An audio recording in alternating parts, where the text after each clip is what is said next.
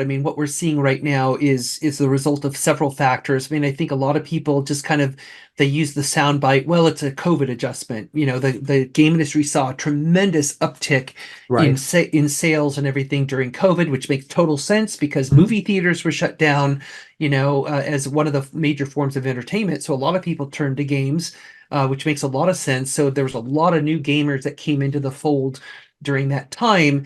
And of course, a lot of companies had to hire up to respond to that. And so now that we're kind of adjusting back down to pre-COVID levels, even though the game industry as a whole, on a global scale, continues to grow quite strongly year over year. But we're getting back down to normalized levels of managing communities and managing game projects. So that's part of it. But honestly, that part I can understand because that we've had cycles like that in the past. The part that is more frustrating to me and to many people in the industry is what we're seeing is a lot of what I would say really ineffective management decisions being made, about pleasing the stockholders more than maintaining staff, Mm. because you're seeing these waves of layoffs happen at several companies at the same time where a lot of these companies are reporting record earnings and in not only having record earnings, but they also have literally billions in the bank just sitting there. And I understand they're like, well, we have to make sure that we're going to be ready for the next big, economic downturn. It's like, yeah, but what about you're basically helping to create an economic downturn by pushing all these people out of your company. You are listening to Power Marketing with Kevin Lee. Kevin and his agency Did It have helped thousands of businesses win through superior marketing, as have his books, articles, speaking engagements, and the e-marketing association Power Marketing podcasts. Here's Kevin. Well, I'm super excited to talk to Kate Edwards, who also wears an entrepreneurial hat in several different ways, both a for-profit and a nonprofit entrepreneurial hat, and has been super active in gaming for years. So, Kate, let's start with the Global Game Jam, Mhm. and sort of how that evolved and how you became involved in it. Yeah, absolutely. I mean, the Global Game Jam, for those who don't know, is the world's largest game creation event, and it happens usually at the end of January every year. And basically, what it entails is an activity, a jam where people get together in teams. Usually it's people get together at a live site somewhere, a bunch of teams at that site, and all the teams are working on making a game within about 48 hours. And that all of the games are made around one single theme that the Global Game Jam organization announces right at the beginning of the jam every year. And all the teams around the world are just like waiting to hear what the theme is going to be in anticipation, and then they just kind of jump on that and just do their best to make a game around that theme in the time allotted. And to give people a sense of the scale, the largest global game jam we've had was in 2020, right before COVID, and that one had just under about 50,000 people at Yikes. over 900 sites around the world in over 110 countries. Um, and during that time, they in that weekend they made 9,600 games, all around the same theme. And even though this year we're still recovering numbers wise a little bit from COVID, so this year we still had around 35,000 people participating in over 100 countries, and they produced almost 10,000 games this year. So it's kind of staggering the amount of creativity that's happening. And this organization was created by educators, game educators, and so it was made in the Game Education Special Interest Group within the International Game Developers Association. And so I was taking over the IGDA as its executive director right as the Global Game Jam was exiting to become its own nonprofit. And so I basically oversaw its exit from the IGDA. And then, a few years after I finished my term at IGDA, they asked me to run the Global Game Jam. And so I stepped up and did that from 2019 to 2022. And now I'm on the board of directors. So I've kind of been around the event for many, many years, almost since its inception. I mean, I know all of the founders very well. But yeah, it's been a real privilege to be a part of it because it's just such a really cool effort. Yeah, that is super excited and exciting. And one of the things is also to bridge into your SetJetters role, right, as a Mhm. a founder, is And I'm curious if this also, has to do with the differences in how the game jam is working. With the implementation of AI in the coding environment, I found that for all the various things that I have my development teams working on, it's really accelerated their ability to deliver something. Hmm. Depending on the coder, it's anywhere from 3 to 5 times faster, and depending on what they're working on. And I would imagine that that changes everything, right? When it comes to delivering a game in a short amount of time, but also in your product roadmap on SetJetters as well, that your coders and development teams are potentially starting to use that as a tool in the tool set, using AI and Copilot and stuff like that when they're coding. So is that transformational from both the perspective of the sort of game jammers and for you as a founder? Well, I think on two different levels. I mean, it is, as many people know, within the creative arts, including film and games and other media, the use of AI is still pretty controversial. Yeah. Because there is a perception that certain implementation of AI can threaten jobs and threaten, various kinds of jobs within the industry. So that's very much a hot topic right now. And as I'm currently poised to go to San Francisco tomorrow to participate in the big game developers conference there next week, that will be by far one of the key topics that everybody is discussing is the Mhm. role of AI. I think most people by now recognize that it's not going to go away, and that it is something that we have to learn.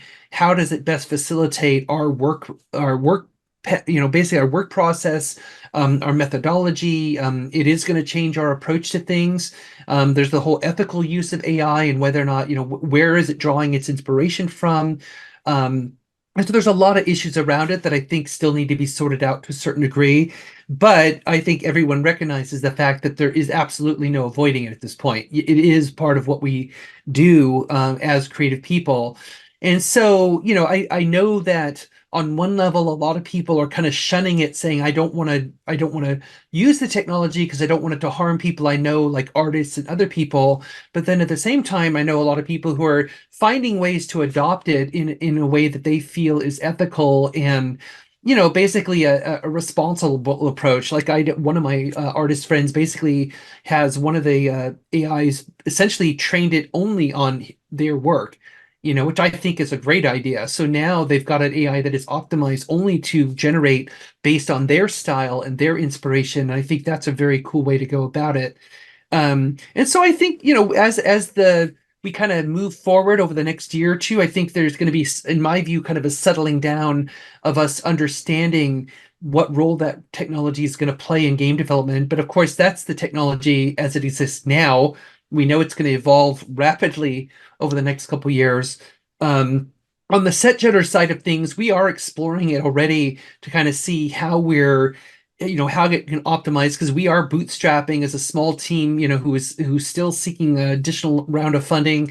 And so we're trying to find ways to leverage AI that is in the same manner is responsible, but also, how can it actually help us? Because, as we've been experimenting with some things, as no doubt many people have, the results you get back are not always as clean as you want them to be. So then it's like, is it more effort to do the AI and then clean it up, or just do it on your own from the start?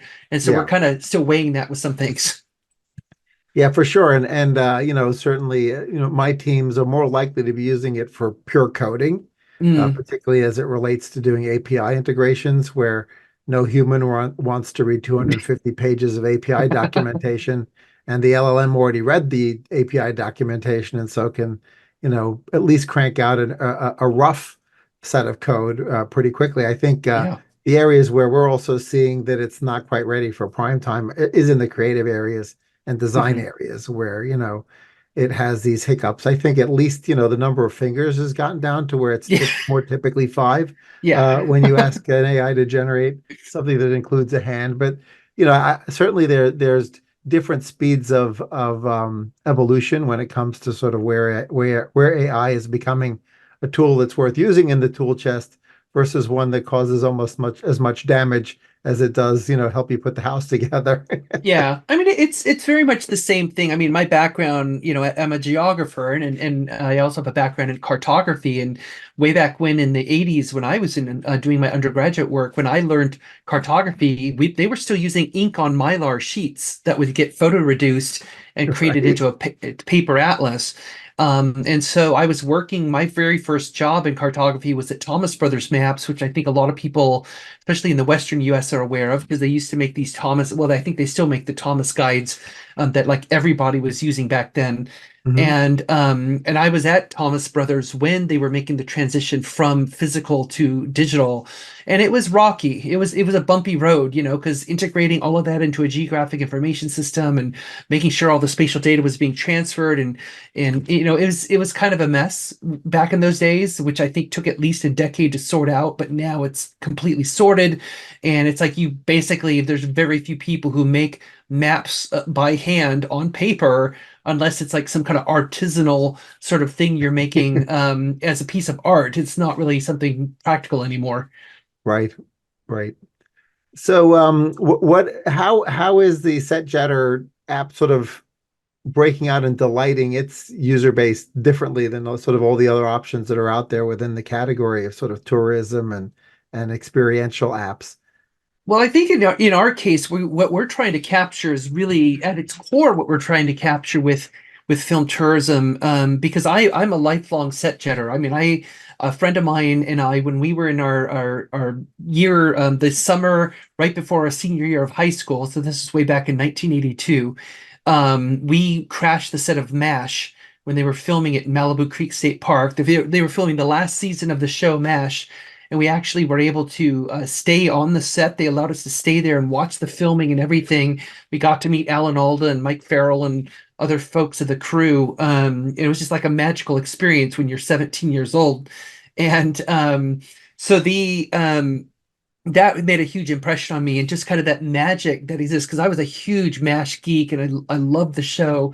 And so for me to be in that place where that kind of magic and the emotion and all of the meaning that show brings to you comes to life in that place. And Hmm. so to me, that's really what we're trying to capture with what SetJetters does. It's connecting that, making that emotional connection that we feel between the television shows and films that we love so much, and what it means to us, and that place. And so, like, the first time, for example, I visited Lars homestead in southern Tunisia, where they filmed the original Star Wars, it was like a religious experience because that movie means so much to me. It was just phenomenal impact for those of us who were growing up back in those days.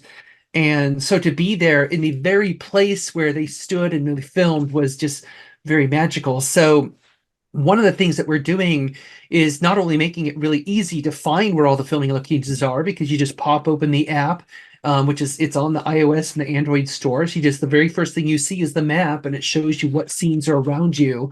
And if you're somewhere that's very dense, like LA or New York or London, you're just like tripping over scenes like everywhere, like everywhere, because they're obviously heavily used. Whereas there's other places where it's a bit more remote, but even where I live in Seattle, just a little bit east of me, just about 20 minutes away, is most of the scenes where they filmed Twin Peaks, because that's where they filmed it, out in North Bend, Washington. But one of the things that we do is not only make it easy to find the scenes, but the what most every set jetter or film tourist loves to do is show the scene from the film and then show what it looks like today, where they were standing there. And Hmm. that's what we in our app call a shot sync. And so we have the ability within our app where you can actually capture the shot sync using a feature that's in the app. So you can hold up a frame from the film and basically match it using kind of an opacity meter to sort of line up the shot and then take the picture, and then it automatically creates that before and after for you. Right. And then you just post it to social media, and that we're finding that feature is kind of like the key feature that a lot of our fans, that's really what they love, because it just makes it so much easier, because now they don't have to go take the photo, forward it to themselves, or put it into Photoshop or whatever they have to do to line it up and Hmm. make their little post. We make it super easy to do that. Yeah, that's actually a really cool feature. I wasn't aware of that. I of course viewed when I took a look at the app, I viewed it from through a marketing lens, right? Because Hmm. that's I live and breathe marketing. Yeah. So I started to think through the social media implications of set jetting, right? Both from the perspective of people sort of crashing the sets while Yeah. because it's still being filmed, but as well as the afterwards, right? Sort of Yeah. going there after it's already been released. And while my initial sort of visceral reaction was like, oh my God, I'm sure the directors do not want people like Yeah. randomly showing up at a shoot. When I started to think about it from the perspective of social media B-roll, I said, well, wait a minute. Maybe that's not such a bad thing after all, right? Because Exactly. now you're essentially taking pre-fans of the show, right? Or if it's an Hmm. ongoing seasonal show, that's a different thing altogether. But if even if it's a movie, if they're big fans of a star or big fans of a director or whatever, and that they're going to be there sort of doing their own B-roll, like Hmm. without you having to be involved, they're adding their own creative layer Absolutely. to that the filming experience.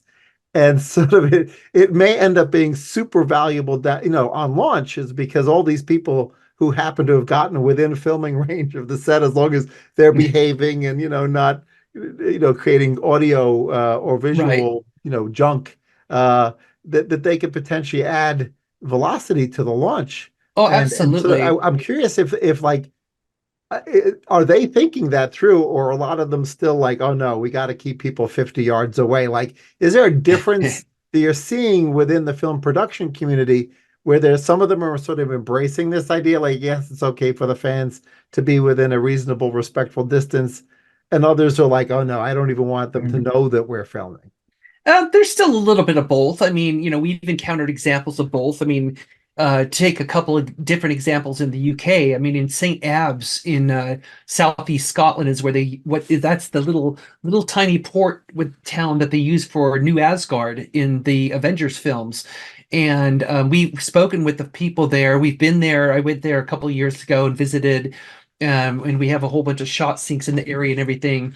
And they told us the head of the Department of Commerce there was telling us that, or the Chamber of Commerce was telling us that, yeah, basically Marvel came in, they basically said we really want to use this area, but we need to swear everybody to secrecy. We cannot have anybody creeping around here. We can't let people know that we're filming Avengers because we will be overwhelmed, Right. which they're right, they would have been. Yeah. And amazingly enough, everybody was silent. Nobody knew that they were filming the next Avengers film in that little town. And honestly, because there's only like barely a 2-lane road that goes in and out of there, they would have had Right. real problems with traffic. So they were sworn to secrecy. And what's cool is in the Chamber of Commerce Visitor Center, they have a Mjolnir under glass that the production left for them, and all these pictures about how things were filmed. I think it was back in 2017 is when it was filmed there. But so in that case, it was all sworn to secrecy and nobody knew. But then fast forward several years, and for the Andor TV series, which was filmed almost entirely in the UK, a lot of my set jetting friends based in the UK, they kind of caught wind that there was filming going on, and so they went there while the filming was happening and found out, yeah, this is for the Andor TV series. So of course they're like super excited, and they said the crew was super cool to them. They didn't shoo them away. They didn't say, hey, you can't film here or anything. They basically said, just like you said, you'll keep your distance, be quiet, and then and they said usually what would happen is at the end of the day when the shooting wrapped, some of the crew would come out and talk with the fans, and they say, yeah, if you want to walk around, just don't touch anything, but feel free to walk around and take pictures. We don't care. And so my social media was being flooded by my UK set jetting friends, flooding all these set pictures from Andor, and we're just like, oh my God, I can't wait for this show. So I think it really helped with the kind of that developing that pre-buzz for the show. And then thankfully the show actually turned out to be phenomenal. Right, right. And are you essentially crowdsourcing this information so that like if there is in fact buzz around a particular location, does it allow people to sort of almost like I think about ways and let people knowing about accidents or cops, whatever, Yeah. right? People can sort of go in there and let okay, here's Kind a of like a zone. like a police radio. Hey, they're filming down the street. That kind There of is thing. I'm in many different social groups around from film tourism, set jetting, so I kind of catch wind of it from people who Hmm. happen to be there. I don't think there is a primary channel, but that's one of the things our app is aspiring to do as we Right. continue to build in community features. That's one of the things we really want to do is, and that's one of the things the app is designed for, is to be a hub for the community to talk with each other and share these little insights. And that's one of the things, we have a lot of people submitting scenes to us because we have a scene submission ability both on our website, setjetters.com, and within the app. And so people, we at any given time, we're starting to get around anywhere from 50 to 100 scene submissions per month from people who are saying, hey, this is down my street, or I know they filmed this over here. Can you please add it? Because I'd love to go see it. Because we also have gamified features in the app, because if you get within 60 meters of a scene, you can collect it. And as you collect scenes, you can actually build your own collection of where you've been, but also you can earn badges. So in certain locations, for example, in Woodstock, Illinois, where they filmed Groundhog Day, we have a Groundhog Day badge. So you can go around within the town and collect a certain number of scenes, and you get to earn the Groundhog Day badge. And so that's been something that's been motivating people quite a bit. Sure, sure. So let's go to the other hat that you wear, which is with geography and sort of what your role is there and what the company does. Yeah, so that's kind of my core work that I do. That I would say my main expertise that I've been doing now for over 30 years in the game industry. And so that's my role as a geographer. And so basically what I do is I help content creators effectively avoid making political and cultural mistakes that can get them into big trouble in different markets overseas. Mm, Most of my work is focused on video games, just because that was a choice I made when I left Microsoft after 13 years.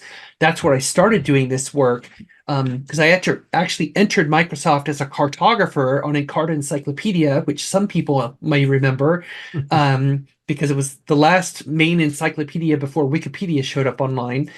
And so that was my first job at Microsoft, but it evolved into something very different, where I ended up creating an internal team called Geopolitical Strategy to help the company navigate these political and cultural risks, that they were like making the same mistake in different products because the products mm, never talk to each other. And yet from the market side of things, like from a government side, they only see Microsoft. They don't care if the product was made on that side of the company or this side of the company. If they keep making the same mistake, then obviously the government's going to get really pissed off, and hmm that did happen many times. So that was why I created this team, to basically help us understand that kind of risk and to make sure we're proactive about addressing it. And so then after I left the company in 2005, I created Geogrify to basically do this work. But I specifically decided I wanted to focus more on video games, just because while I was at Microsoft, that's when I started working on games. First game was Flight Sim way back in 1993. But then eventually ended up working on pretty much all the major games like Halo and Fable and Age of Empires, and just tons of other stuff while I was at Microsoft. And for me, having a creative side to my brain that I like to indulge, and also the kind of the cartographic cultural geography side, it was like the perfect job. I'm doing culturalization work, as I call it, on video games, and I could not be happier. So, and that's pretty much what I do today. I advise on a lot of different issues. And just to give you an example, like I've worked on historical games, like I mentioned, like Age of Empires or Civilization or Rise of Nations, because I'm trying to see how certain bits of history are going to work or not work in different markets. Because even though we may say, hey, that would be a great battle to have in the game, in that market or perhaps in that region, they may say, well, that's a really controversial subject. We don't want to see that in a video game. So if you mm, could, just please don't address this. Like, for example, right now I'm working on the Indiana Jones game that comes out later this year. And part of my role is that I have a couple of archaeologists that I've hired to work with me to verify the authenticity of the archaeological sites in the game, and all the artifacts too, because the game team is extremely committed to that authenticity and respecting the original culture. So that's been super fun to work on. But I mean, I've worked on dancing games where I'm looking at like gestures and body language to see if that kind of stuff is offensive. I look at symbology that they'll put in a fantasy game, like on a certain faction. It's just the range of stuff I deal with, even in any given day, is just kind of staggering. It's a very wide range of cultural and geopolitical kind of things that I deal with. Yeah, I think that what I hadn't fully thought through until we had our conversation is the time element of it, right? So the same geography over different decades, over different centuries, may be under the control of a different culture or country, or Hmm. the country may change names, and as a result, something may work at a certain time period and not work in another time period. And so you need to not just understand geography really well, but sort of the history of every point, right? Yes. That is being included in the game. Absolutely. And it just like that's, even for the Indiana Jones game, that's one of the things. The game is set in 1937. And so I have to make sure that the map, because obviously there isn't a flyover map, because every Indiana Jones film has the little the travel map. I had to make sure that the base map is accurate for that time period. Because yeah, the boundaries change, pretty frequently. So yeah, so it's just that kind of stuff it just utterly fascinates me. I mean, I can honestly say my job is never boring. It's never dull. So, final question, really about your advocacy side of your role hat that you wear Hmm. is you've certainly got a passion for make advocating for great workplace environments and a variety of factors relating to advocating for different groups within the gaming industry. So, I'd love to hear more about that. Yeah, a lot of that came out of well, I think a lot of my advocacy, kind of this advocacy streak in me, really came from my parents, because my parents have always been vocal in their advocacy for people, for all kinds of reasons, all kinds of issues.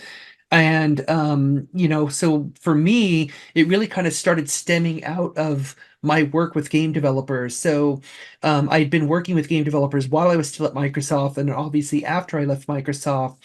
And one of the things I did when I first departed Microsoft was to join the International Game Developers Association, because I felt that I needed a better connection with the game industry, and talk more with people who work specifically on games.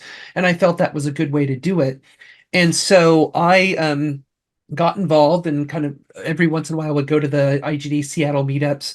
And and I would kind of hang out, like if I would go to like the Game Developers Conference or E3, rest in peace, or Gamescom or other events like that. I would hang out mostly with localization people, the language Hmm. translation people, because they're kind of similar to what I do, even though I don't do translation. But we're adapting content for international markets. And at one point, I decided that, I heard a lot of the local people complaining a lot of that. Well, nobody cares about what we do. They don't understand what we do. It's very frustrating. And I'm like, well, let's do something about that. So I created the localization special interest group within the IGDA, because there's a lot of special interest groups in that org. And I said, let's create this group because we want to advocate for ourselves and help the non-localization people understand what we do. And that's what we did. And that group still exists to this day. I created that way back in 2007. And so I'm glad to see it's still around, and they're still being vocal about their profession.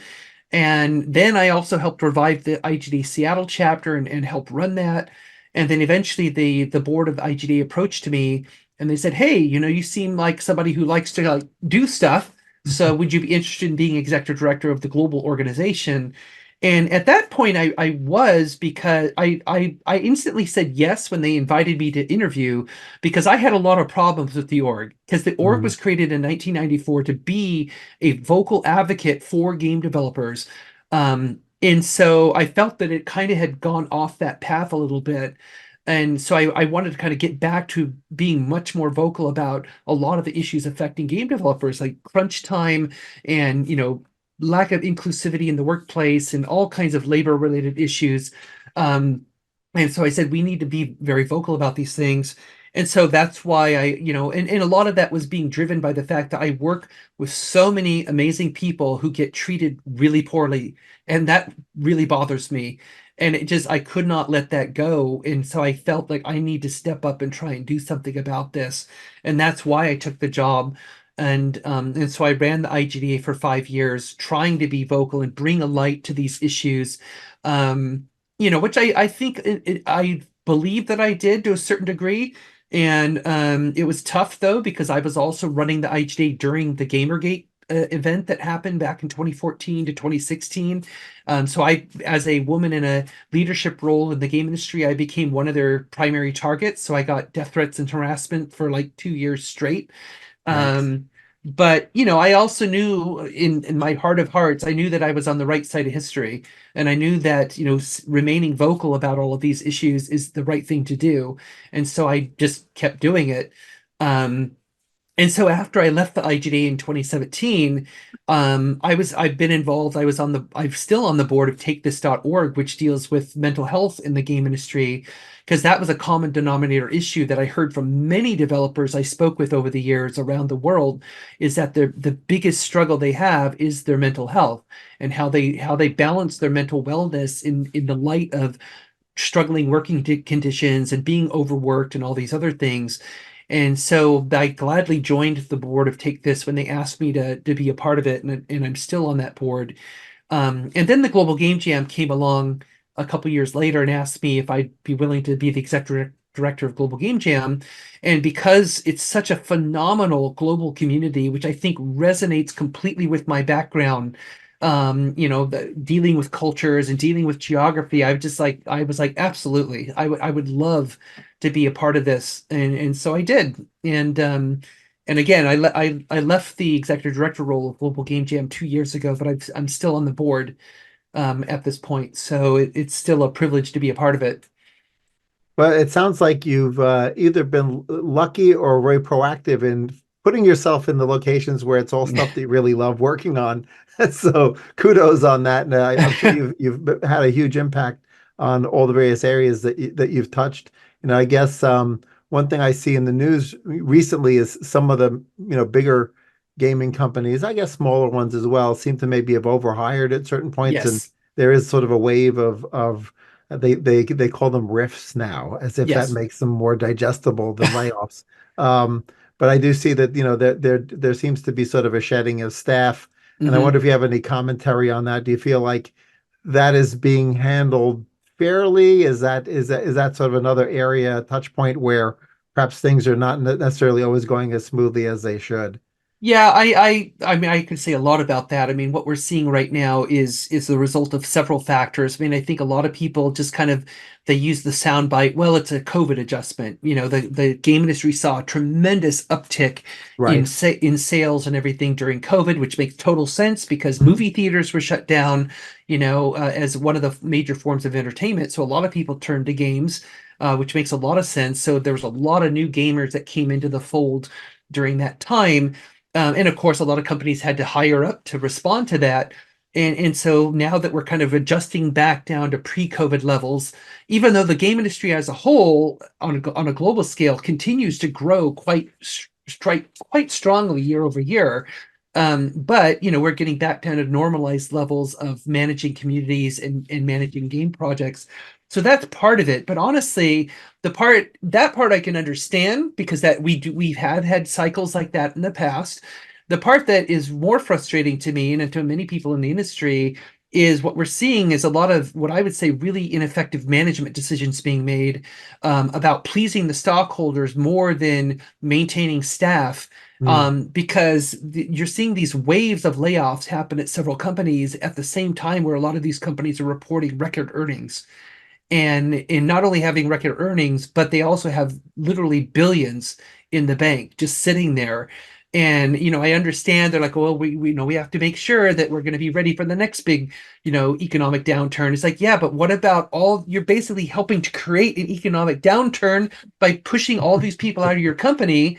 Yeah. Um, and some of the bizarre side effect of it is that like one of the clients I work with, one of the people at that client was a really intelligent person who loved kind of this topic area that I deal with, geopolitics and culture and everything, and they're very well versed in a lot of stuff. And so what they were able to do is basically run interference for me so that a lot of people on their team would like send them questions, you know, that they could answer, and then they'd only send like the really tough stuff to me that they want to figure out, which I'm totally fine with that. But what happened is that in when they did a culling at that company last year, this person was one of the people who was let go, and they were a more senior person.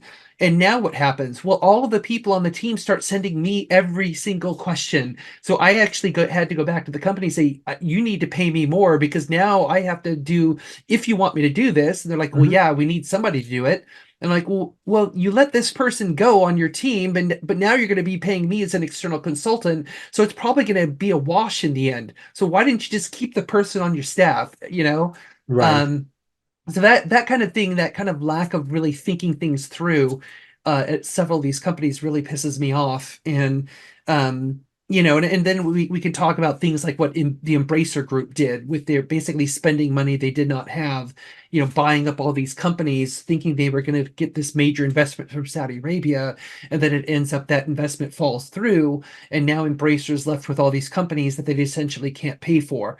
And so, that to me is also very frustrating. So all totaled, I mean, there's been a couple of really good articles recently, like Rebecca Valentine, the journalist, did a great article. I think it was on IGN recently, last month. It kind of went into the depth of why all this is happening. And I think she really made a good case for it's COVID. Yeah, that's part of it. But a lot of it is actually management that has no idea how to make a game and has never worked on a game. And so they're like making schedules and promises based on information that they have no empathy for. Yeah, that's a great point. I think better run companies have people in positions of management that at least know how the sausage is made, right? Exactly. Yeah. Yeah, exactly. Great, great. Well, thanks so much, Kate, for joining me. Some really interesting topics that we went over, and I appreciate all the insights that you provided. Well, thank you. Thanks for having me. Kevin Lee's Power Marketing is available on all your favorite podcast networks. Kevin loves helping businesses excel at marketing. Having marketing challenges? Just like Santa in The Miracle on 34th Street, if Kevin can't help you, he'll know someone who can. Find him on LinkedIn, subscribe, or follow.